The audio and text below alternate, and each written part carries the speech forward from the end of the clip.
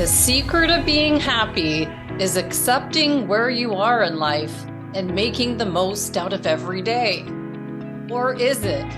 Is there a secret to happiness that we can uncover by looking into the chemicals of our brain? We'll find this out today.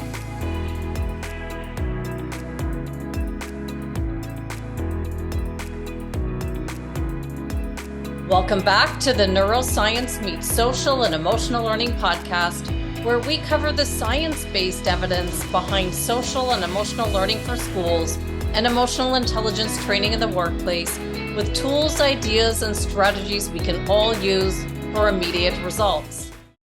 I'm Andrea Samadi, and on today's episode number 236, we have Dr. Loretta Breuning, the founder of the Inner Mammal Institute. She was a former professor of management at California State University and the author of Habits of a Happy Brain and Status Games, Why We Play and How to Stop.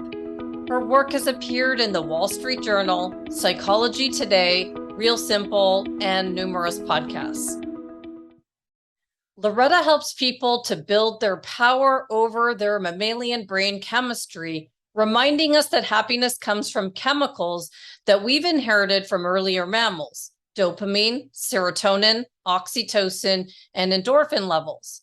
When you know how they work in animals, your ups and downs make sense. Our happy chemicals evolved to reward survival behaviors, not to make us feel good all the time. But you can feel good more often when you understand nature's operating system. Let's meet Dr. Loretta Breuning and learn together how to retrain our brain to boost our serotonin, dopamine, oxytocin, and endorphin levels for a healthier and happier life, with this understanding of why these neurotransmitters are important for happiness to occur in that present moment of our lives. Welcome, Loretta. Thank you so much for coming on the podcast. We've actually been focused on our brain as it relates to learning. And when I saw your book, Habits of a Happy Brain, I jumped to learn more about it, because who doesn't want to learn more about our brain chemistry, especially when it comes to retraining the brain for happiness? Welcome. Hi, it's so great to be here. Well, thank you so much. I'm so excited about this. And as you saw from my questions, we've got a lot.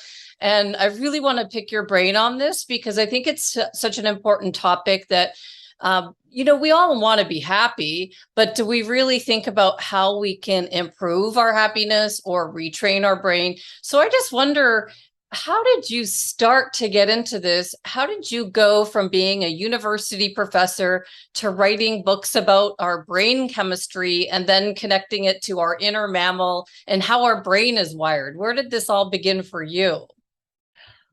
Well, I grew up around a lot of unhappiness, and I was always trying to figure out, what is everybody so upset about?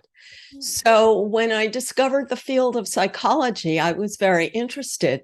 But I never felt like, oh, this is it. This explains everything. So I kept reading psychology in so many different silos, really, different disciplines, which I would not have been able to do if it were my primary profession. So I was a professor of management, but I was always sampling all different kinds of psychology, really trying to understand human emotion and human motivation. And then I raised children, and I had thousands of students. And so people were not motivated in the way that I felt like the classic social science model, which sort of says, you should just be nice to kids and let them do whatever they want and they'll be motivated. Well, that didn't really work for me. So I kept studying, and I stumbled on evolutionary psychology, which didn't exist when I was in college. And that's what got me interested in understanding the primal motivations. Got it. Well, there's so much to that answer, because as you were talking, you grew up around a lot of unhappiness. That kind of made me think of something you said in another interview. And I'm actually going to link that interview to the show notes so people can go and listen to where you talk about that. But you said we're wired by our early experiences because this is when we have the most neuroplasticity.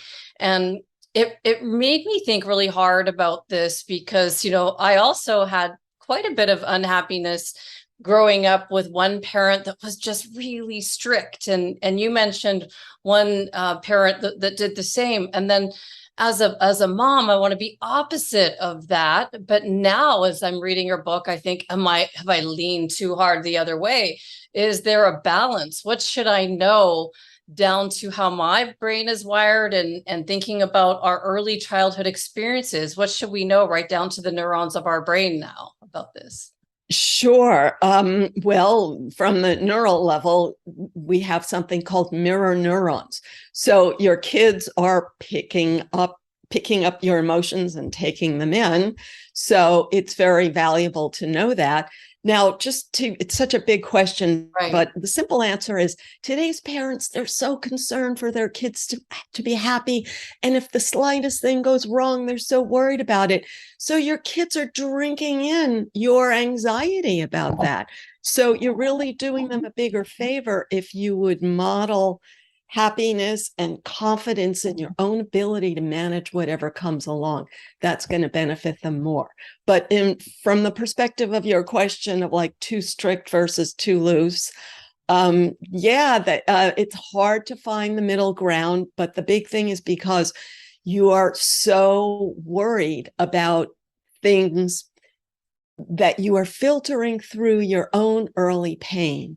And the more aware you are of that, the more you can resist sort of projecting that pain onto your child who isn't necessarily even feeling that. And when you were a parent, I'm just curious, what did you notice about how you were raising your kids with, how things were in your home? Well, as you said, I was determined to be the opposite of how my parents were. It's not about strictness, but my mother did a lot of venting because she had a very, very bad life in the past. But we had, normal. I mean, no, we didn't have a lot of money, but it was like comfortable. I mean, if she grew up without food and I had food, so I didn't see what the crisis was, but she was acting like everything was such an emergency. Partly it was her life, and partly, as I've since learned, is that our brain projects emergencies onto things because that's what it's designed to do. So with my kids, I wanted them to be happy. I didn't want to say no. I didn't want a scene. I was so afraid of having a scene because when I was a kid, the scenes were so terrible. So I was afraid that if I said no, there would be a scene, and then the scene would be blamed on me because that's what happened when I was young. And I just happened to have a husband who was sort of like me, which made it worse. Now, if I had another husband, who was different, then that would have been a different problem. So life is complex. It sure is, especially when we're raising kids and, learning about how our past is now influencing our present. And so if we just dive a bit deeper into this, we've been talking a lot on the podcast about trauma response and how when we're stressed or we experience overwhelm, we fight with anger and irritability, or we flight where we avoid the situation, or we freeze and disassociate. And all of these reactions are hardwired from our early experiences. And I'm sure each of us, if we think about it, know which one we are. When we have conflict, we kind of know, like I'm the type that will run.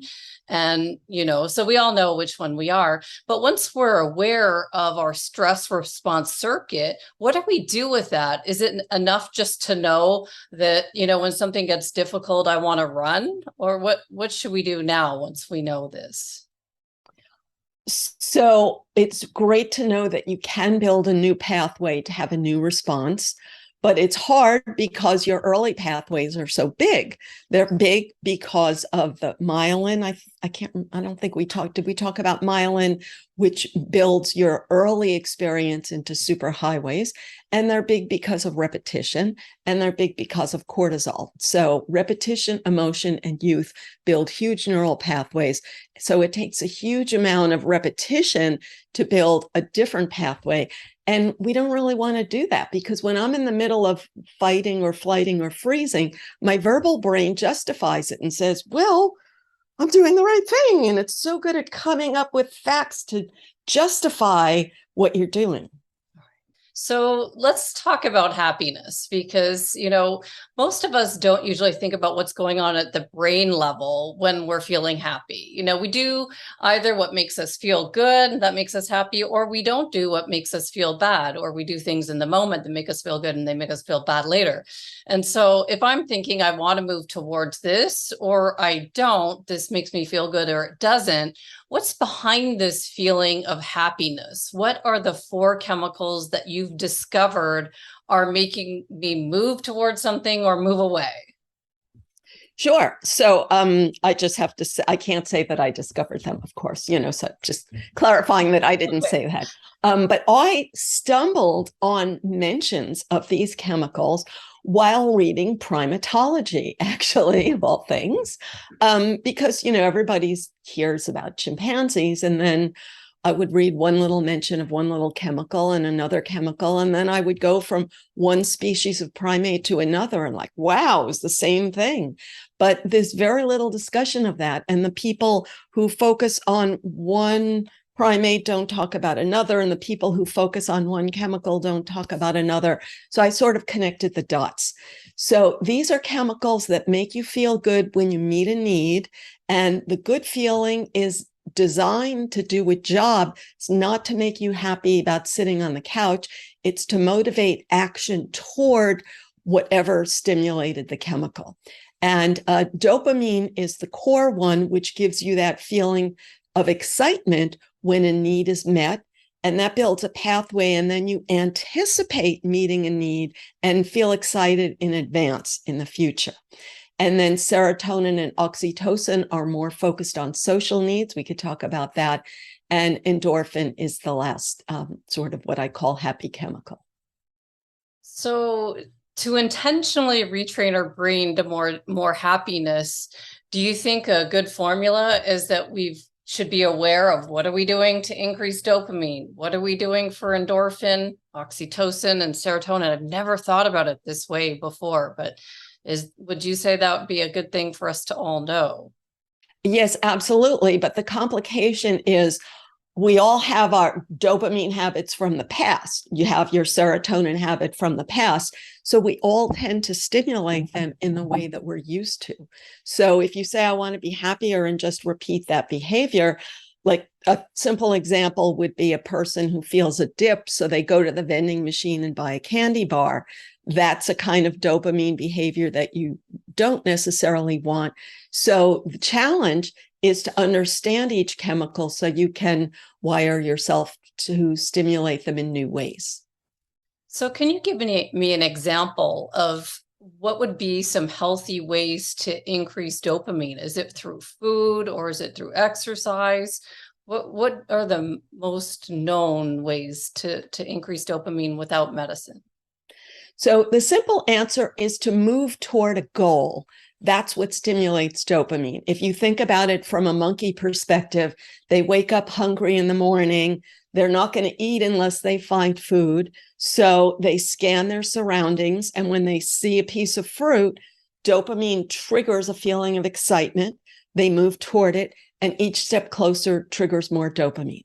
So when you have a project, you're feeling good because you have a reliable way to keep stimulating dopamine, because you're moving towards something that you anticipate a reward. But if you have some pie in the sky goal and you think, oh, someday I want to be, this, and then you're not taking action and getting closer to it, your brain doesn't release the dopamine. Now, people may have a goal, but then when they can't move toward it, they get really upset. So I talk about having a short run goal, a long run goal, and a middle term goal, so you can shift between them, so you can always be moving towards something. Oh, I like that. I like breaking down goals throughout the year and then checking to see where you are on a quarterly basis, just because it's too difficult to imagine most of us all the goals that we want to hit at the year end when we're starting out or wherever we start setting our goals. So I like breaking it down. What about endorphin? So I understand this in relation to exercise. So I wipe out and my legs are cut and I can't stop running and I keep running and endorphin comes in and masks the pain. Is that what endorphin does? Or what? Yes, What when you say I wipe out, I'm thinking of surfing. Is that what you're thinking of? That no, your legs are cut? What no, did you? I wish I was Yeah, I was going to say you don't on live. the plural. No, I hike. Every morning I hike, and the other day I call it I wipe out because I like took a tumble on the rocks and I've got rocks all cut in my leg and I can't stop and go slow because I've got a certain amount of time that I have to get back for appointments or interviews. And so it was funny because I had just done an episode on pain being originating in our brain. And I'm thinking, okay, I really feel the pain. I can feel the cuts on my leg as I'm running. But then as I kept going, because I had to get home, I couldn't go slow. I could feel the endorphin or something taking over and it no longer hurt. And I was able to get to the car and then get wiped up before anyone could see what I look like all cut up and stuff. But we're not, is that what you would say would be the use of endorphin? It masks when you're hurting so you can get through something to the other side? That's exactly endorphin, but we don't have conscious control of that. It's triggered by actual pain. It masks pain so that an animal, when their flesh is ripped by a predator, can continue to run to save their life. But it doesn't last because you need to feel pain in order to protect injuries. So it's just meant to be there temporarily. And the experience you mentioned is, I think, confused by adrenaline, which is a separate feeling. But endorphin is more like if I fall and people come over to me and say, "Are you okay?" And I say, "Yeah, I'm fine." And then 15 minutes later, I feel like, wow, I'm really hurting. Right. And then so oxytocin and you said serotonin are the two social ones. And I don't know if I've ever thought about what you would do to increase serotonin until I started using this brain stimulator. I'd interviewed someone from the Fisher Wallace brain stimulator, and one of the outcomes of it, you put this device on your head and you turn it on every morning and it increases serotonin and melatonin. And I'd never heard of this before. I thought, well, the only way to increase serotonin would be through medicine from what I knew.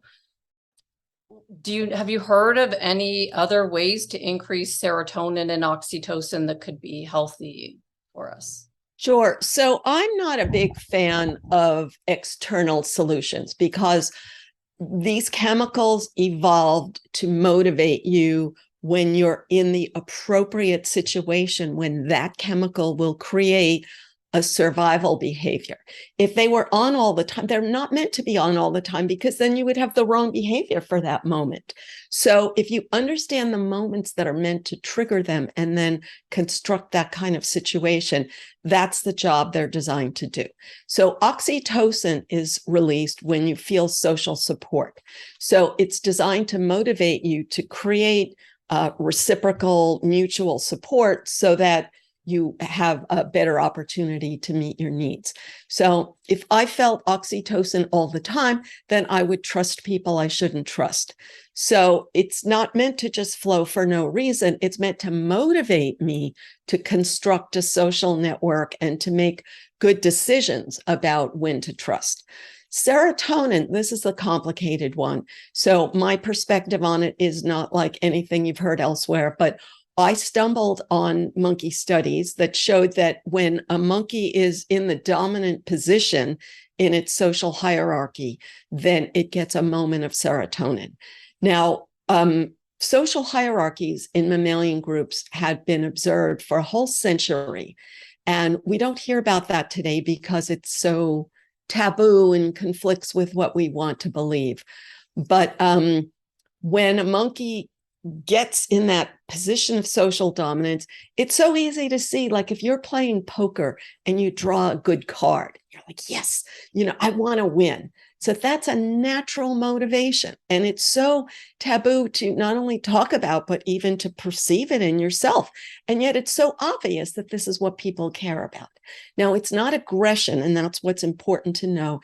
It's what I call it calm confidence in your own strength, in your own relative advantage.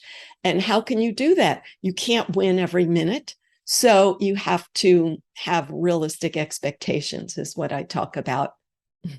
Well, I do like having a strategy to do or to increase these chemicals in a healthy way. So I like thinking about it like this.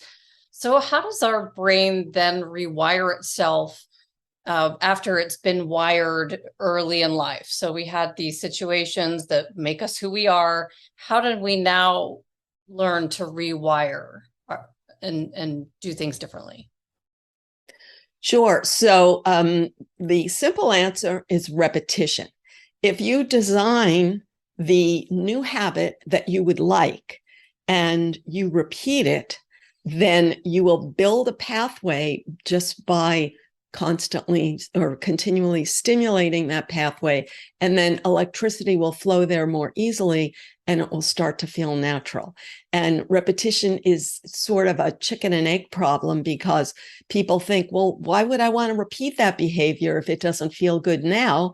And the answer is it will feel good once electricity flows there. And the things you already enjoy, it's just because something built that pathway in your past. So what about some vicious cycles that we should be aware of, and ways to get out of cycles or resist habits that made you feel good in the moment and then bad later? How do we break those vicious cycles? Sure. So an example of a vicious cycle I talk about is like, let's take the person I said who buys a candy bar when they're in a bad mood. So in the short run, it actually works. And that builds the pathway that tells your brain the next time you feel bad, go get a candy bar. And you're not building any other pathway for dealing with that situation. And because electricity flows there so easily, you don't even notice the link. You don't even realize that you were feeling bad when you had that concept of getting the candy bar. So the first step is to recognize that initial moment, which is to accept the initial bad feeling that you're wanting to change, and then design the new pathway that you'd like to have. So I'll use a very simple example. In the morning when I get dressed, and I had this drawer that I couldn't close because there were too many socks in it. And every day, like, it's a frustration of not being able to close the drawers. But if I try to look at the drawer and what's in it, I have a bad feeling of like, oh, I never wear that, but I might someday. And what about that one? Oh, I never wear that, but I wish I would need it. I want to, someday I'll play tennis again and then I'll need those socks.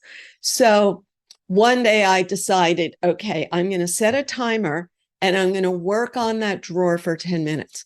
And I felt so good once I got it done that I said, whenever I have a bad feeling, I'm going to set a timer and just tackle that problem for 10 minutes and then give myself a reward after. And that builds a pathway that gives you confidence in your own ability to tackle any problem by breaking it down into small chunks, even when you're feeling bad. Now, as I'm listening, I'm thinking of some times that I've wanted to change habits that were really difficult.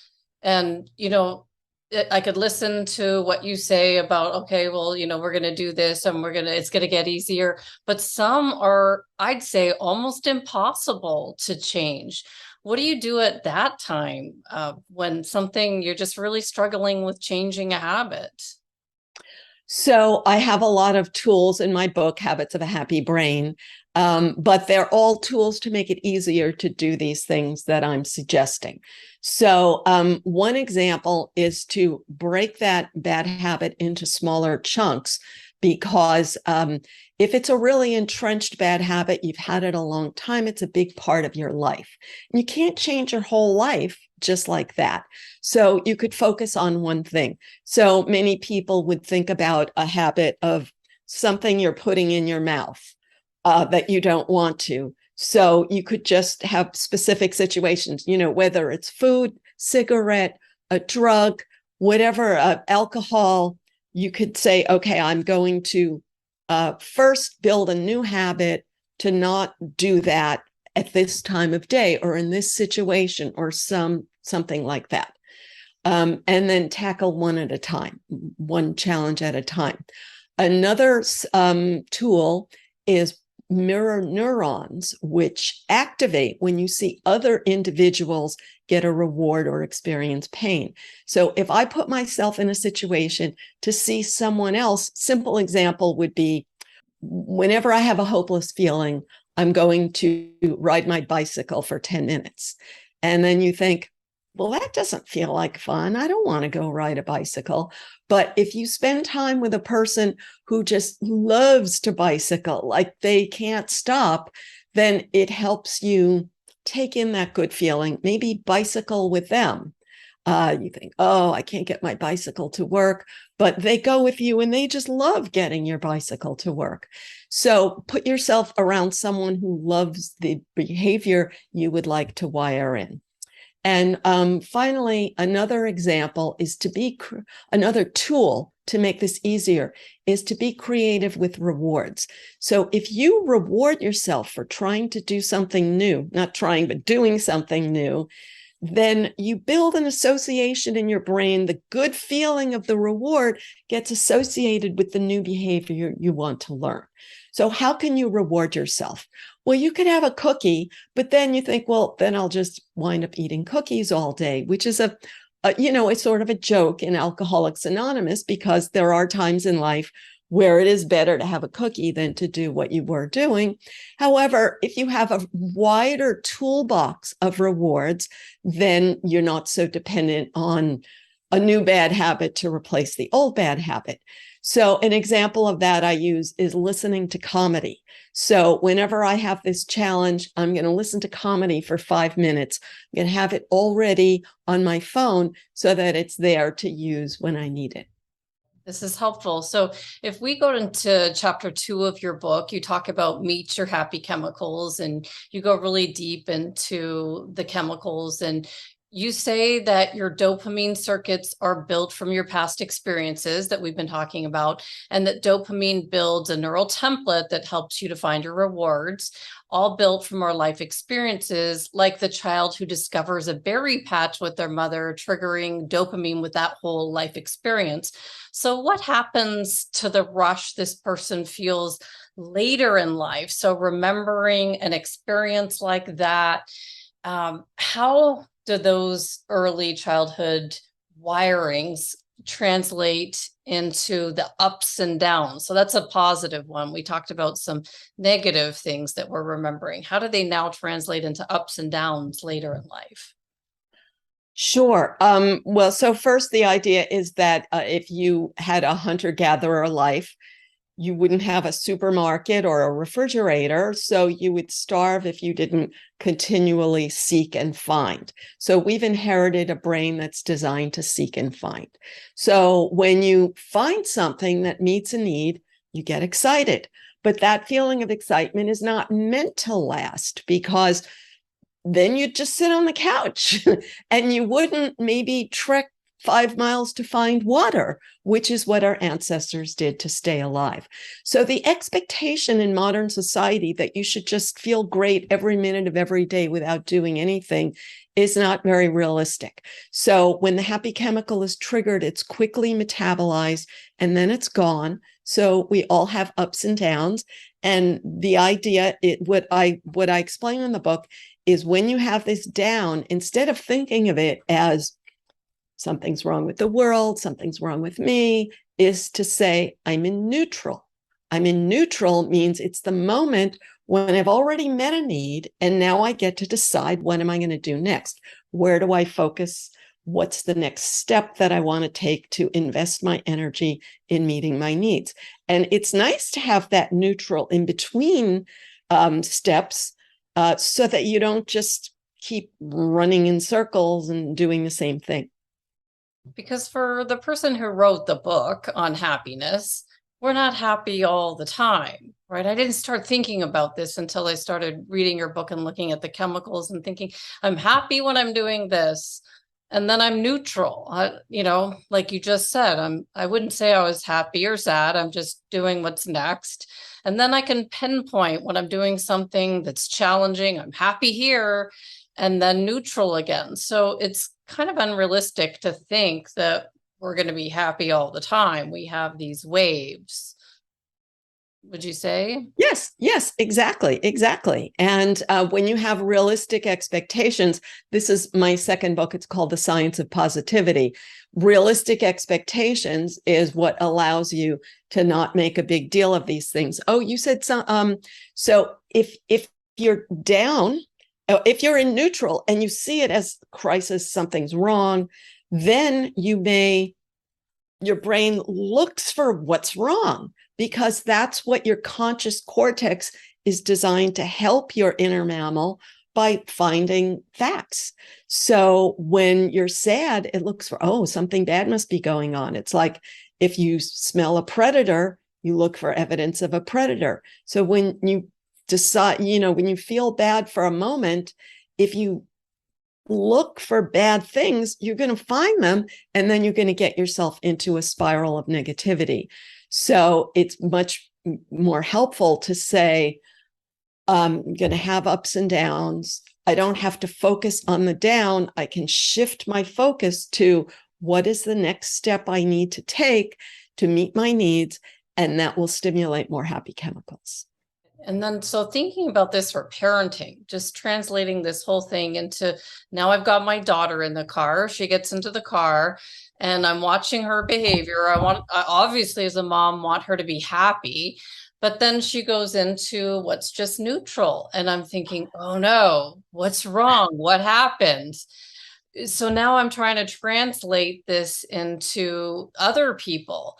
That, you don't have to be so concerned that other people aren't happy all the time. Allow them their space to have their ups and downs, right? Exactly. Very good. Exactly. And I was such a big offender in this, because when I was young, I was always worried that my mother was going to have the next meltdown. So I was constantly anticipating and cueing into signs and looking for that. So when you look for something, you create it. And I'm not saying that in a new agey way, but we have 10 times more neurons going from the brain to the eyes and ears than we have in the other direction. And that means we're equipped to look for evidence more than we're equipped to just interpret whatever we stumble on. So you are looking for evidence to prove whatever it is that you're worried about, but you have the power to shift your focus and to say, and when you're with your daughter, it's like, I'm going to focus on what's the next step, what's the next reward that we get to invest our energy in. And your daughter will pick that up from you, but her reward structure will be maybe a little different. Right. But just sometimes it's hard to let others be what they're supposed to be. We don't have to always be creating happiness in families. Just let everyone be. And then we all can co-create happiness. Would you say that is how it works? Yes, that's great. And yeah, with couples, it's a really big thing. With some couples, one person is worried too much about the other person's happiness. In other couples, someone actively blames their unhappiness on the other party. And this easily happens because when you don't have a relationship and you want it, that's a goal.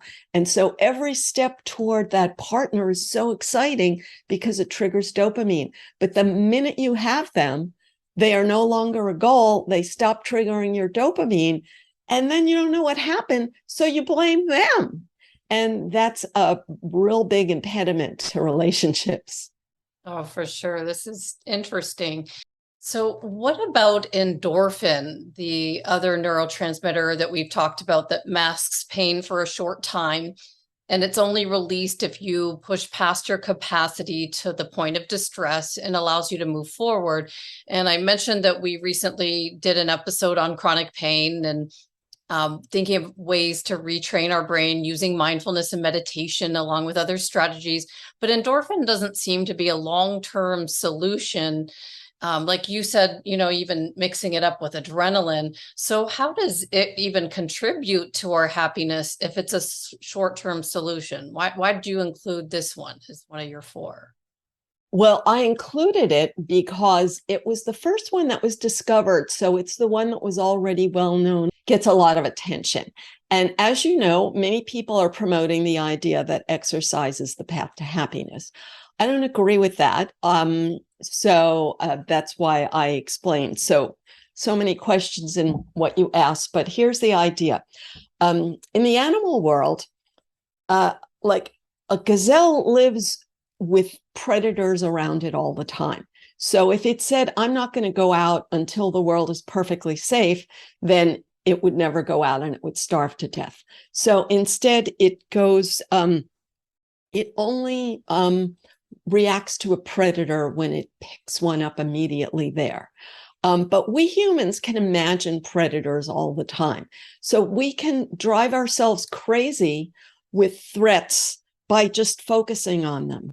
And anything that shifts your attention makes you feel good just because you're not investing in imagining the predator when you're doing something else. So that's, I think, how people get into this running to the point of pain as the solution, because it's structuring their life. When you exercise, when you get the endorphin high, it's distracting you, but it's not meeting your dopamine, serotonin, and oxytocin needs. To me, it's just distracting you from negative thoughts. Now, it can meet your dopamine needs when you have an exercise goal. It can meet your oxytocin needs when you socialize around exercise. And it meets your serotonin needs when you feel pride in your accomplishment. However, there are thousands of other ways to meet those needs. So if you use exercising to the point of pain as the only one, you're going to damage your body. For sure. What would you suggest then would be a good way to get this neurotransmitter another way? So we can get a little bit from laughing. And I was very amazed to learn that, but laughing triggers deep abdominal muscles that don't get a lot of workout, and they sort of get a jiggle.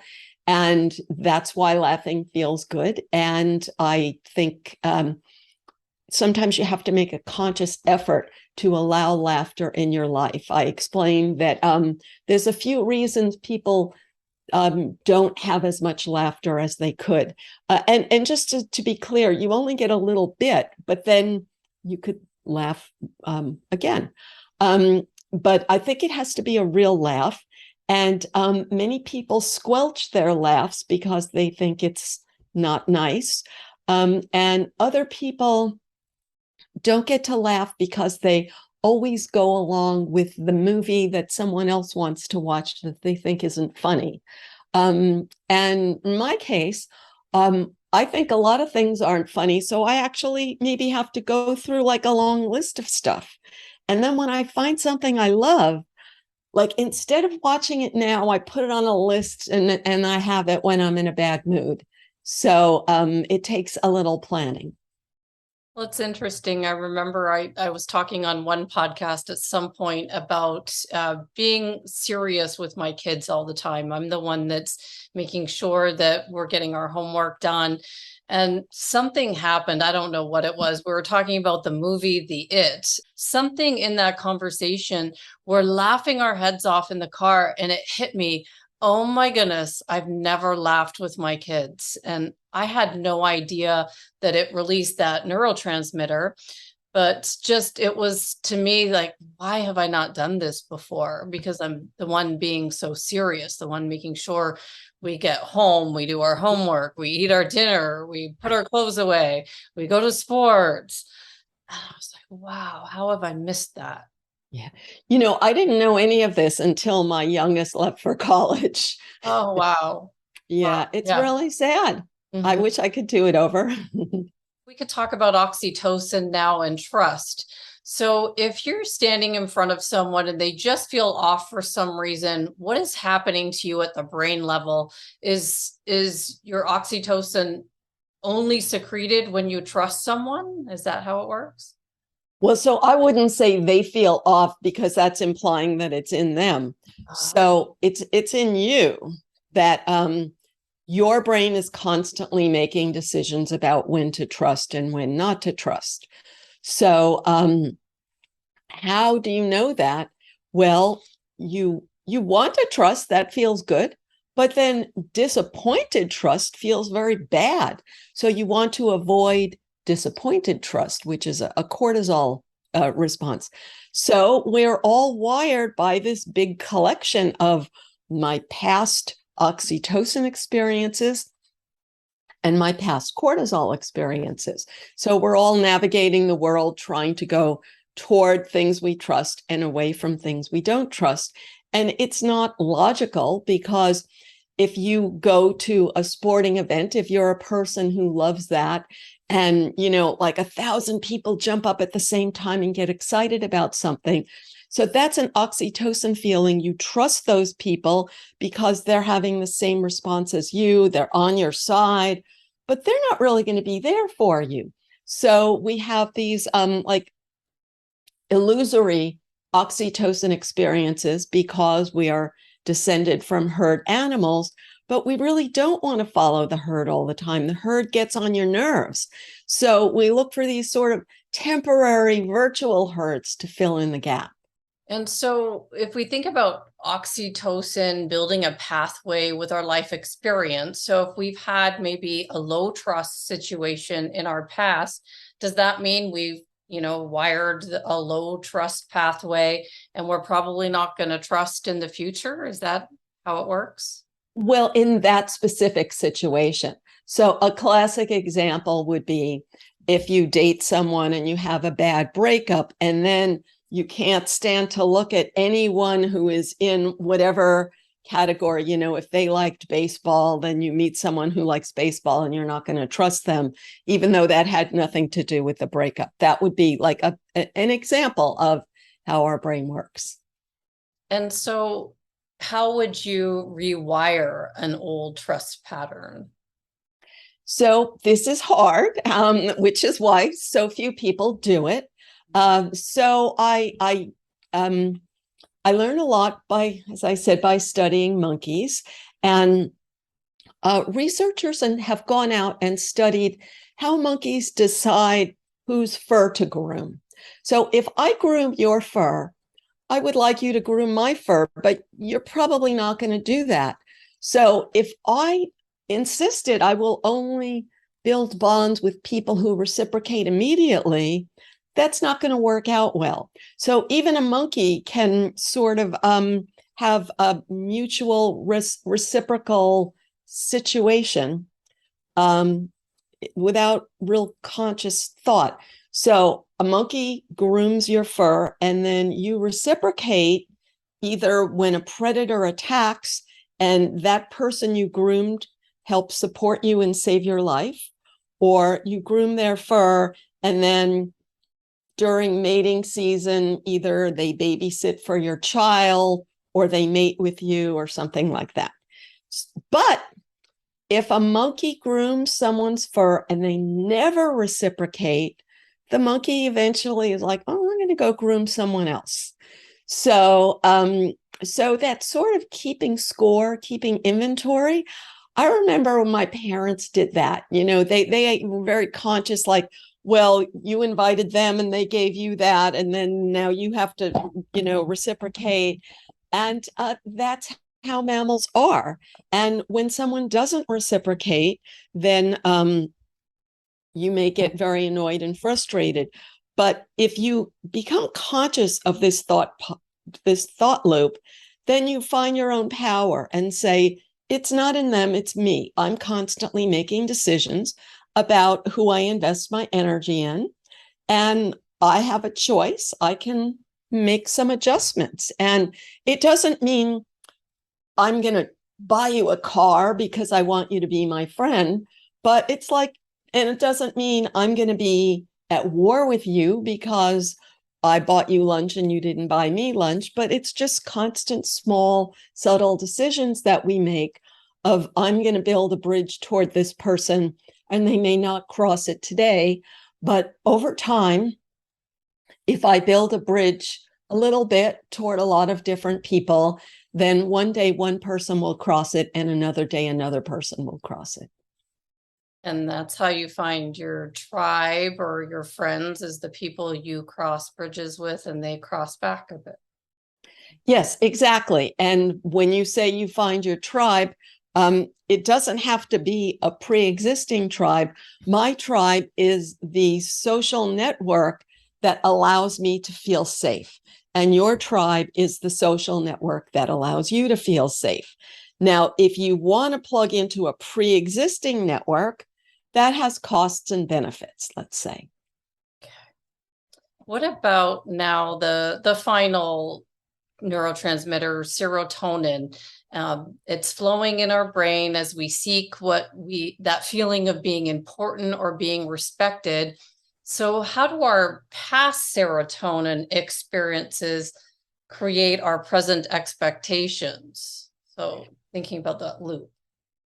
So the simple example would be someone has a great experience in high school that they're the star of the play and gets a round of applause, or they kick a great soccer goal and get attention. So whatever made you special when you were young, your brain built a pathway and you really want to do that again today. And everybody in the world has their own pathway, and you have to share the world with 8 billion other people who want to be special as much as you do. So it's challenging. And that's why the simple example is, the person who got a round of applause, they think they'll be happy forever if only they could get a part in the next play. But then when they get the part in the next play, they think, oh, but this play is so small, I want to be in a movie. And then when they're in a movie, but then I want to be a star, and then I want to get an award. And so we always want more because your brain habituates to what you already have, and you want that next thing in order to feel special or in order to feel rewarded. Got it. So if you were going to sum this all up, and I've seen that you have a 45-day plan to rewire our brain towards happiness. What would you say we could do with these 4 chemicals to rewire our brain and be happier? Sure. So I focus on trying to build one new pathway at a time. It takes about 45 days of repetition to build one new pathway so that it flows. And that means on day 46, you're still going to do the behavior, but it's going to be easier.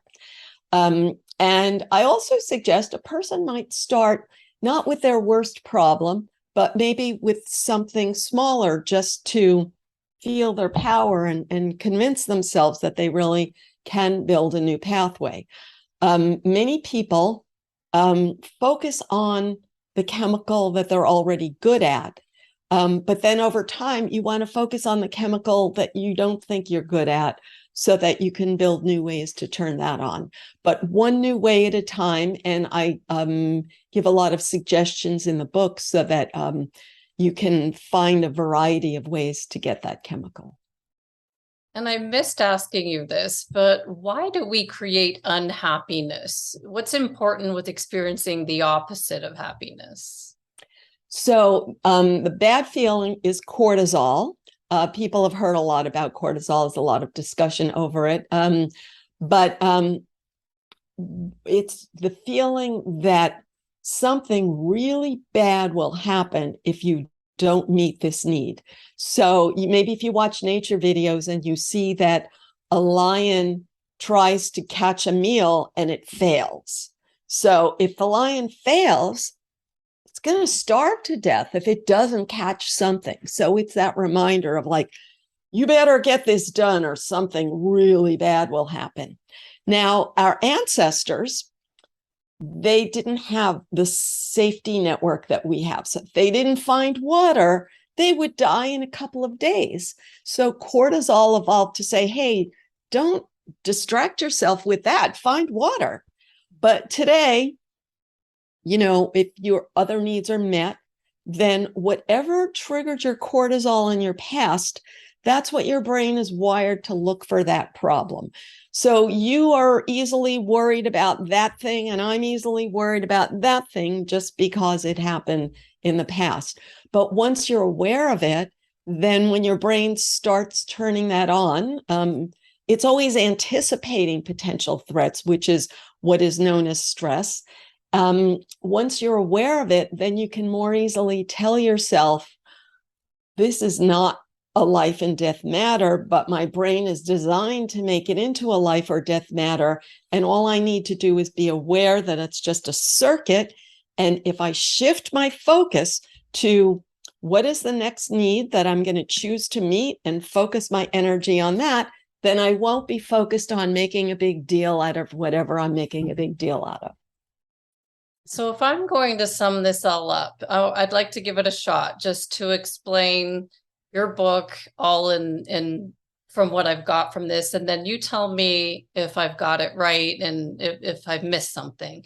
So there's 4 happy chemicals in the brain. There's dopamine, where I'm going to look and find the joy in my day. And then I'm thinking about that sometimes we're not always there. And so we have to be okay with the fact that we're in our pause mode. So we're not always going to be happy every second of the day and thinking about others. They don't have to be happy either. Mm-hmm. And then we've got our endorphin that masks the pain. And I don't know how to expand on that. If I've got endorphin that masks the pain to get me through, the only way I can think of this is when I was running and I was able to keep going. But oxytocin, it makes me feel that I can trust others. It allows me to form relationships. Then serotonin gives me that. I get a boost when I'm doing something that makes me feel maybe important, like maybe releasing the podcast out into the world. And I get, notification that people in all these countries are listening. I think, wow, this is great. And I feel really good. But then I've also got to be aware of the loops in this, that I have to make room for other people that are doing things in the world too, that not just focus on what I want. What would you say with my takeaway of that? Yeah, great. So it's natural to want serotonin all the time, but just to accept that you're not going to have it all the time. And let's use a simple example. If someone else's podcast is suddenly the talk of the town, that it's natural for your inner mammal to see that as a survival threat. So you have to consciously shift your brain and, if there's healthy ways and less healthy ways to do it. Like if many people are competitive and like, you got to find something wrong with their podcast. But another way of doing it would be to say, what's something new in your podcast that you're proud of, that you can invest your energy in so that you'll feel even more proud of it in the future. Got it. And did I expand on endorphin? Would you say anything else about the fact that it comes in to mask pain? We're not always going to have pain like through exercise, or we're going to break our bodies down. So here's the thing. You don't need endorphin. That's the idea. You need the others, but you don't need endorphin. But it's great that you have it for emergency. If something goes wrong, then it will be there to help you deal with it. But you can sprinkle it in to spice up your life with laughter. And even there's thinking about, I get a little bit every time I get up. So to get up as often as possible. So here's a simple example. Oh, yes. Yeah, let's use my water. So before this podcast, I went to fill my water glass and then I left it in the other room. So instead of cursing myself, oh, darn, why did I say, wow, I'm going to get some endorphin when I go get my water, because just that sprint into the other room give me a lift. So is there anything, Loretta, that's important that we've missed? I think we've really covered it, but is there anything on your mind that is important that we haven't talked about? Well, social comparison is a huge thing that I always want to make sure that I get into. So, mammals are constantly making social comparisons, because if a monkey reaches for food near a bigger individual, it's likely to get bitten. So a monkey compares itself to others before it reaches for food. And they're very good at evaluating my strength versus your strength. And when the monkey sees that it's weaker, cortisol is released and it pulls back and it looks for a situation where it could be stronger. And then serotonin is released and it goes for the food. So that's why people are always making social comparisons. And if you have a perfectly good life, you can ruin it with these constant social comparisons, because it does release cortisol, the threat chemical, when you compare yourself to others and put yourself in the one down position, which people are doing all the time because they've learned that from others.